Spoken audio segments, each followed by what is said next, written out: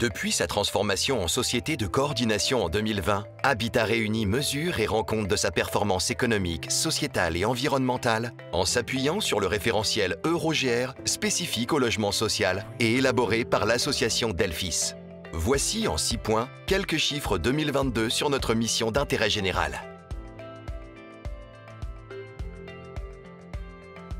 Notre patrimoine, constitué de plus de 177 000 logements, dont 75% de logements collectifs, 21% en quartier prioritaire de la politique de la ville et 21% adaptés aux personnes à mobilité réduite. Ce patrimoine est réparti selon différents types de financement.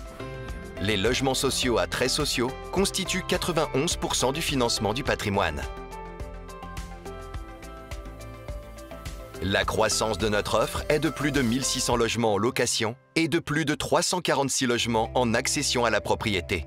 Parmi les 251 logements vendus, 135 ont été achetés par nos locataires.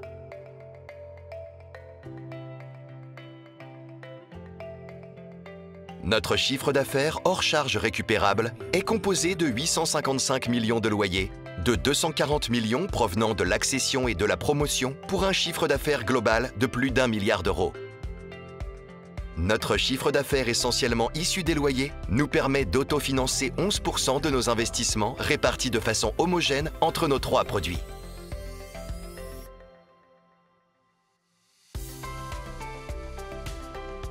Notre groupe est pleinement mobilisé pour améliorer ses résultats en cette période de transition.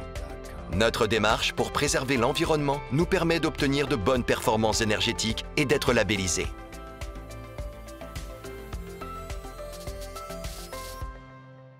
Habitat Réuni promeut l'équilibre social de ces territoires, avec plus de 400 000 personnes logées, dont 22% de ménages de plus de 65 ans et 39% de ménages bénéficiant d'aide au logement.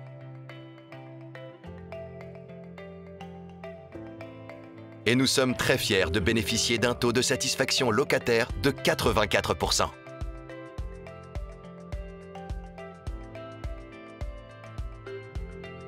Pour réaliser cette activité, le groupe et ses associés s'appuient sur 2633 collaborateurs, dont 37% de personnel de proximité.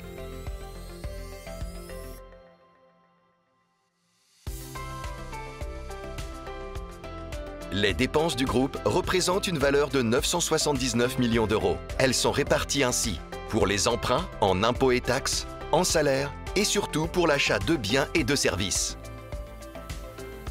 La valeur créée profite aux emplois et aux entreprises du territoire et permet de soutenir l'économie réelle et locale.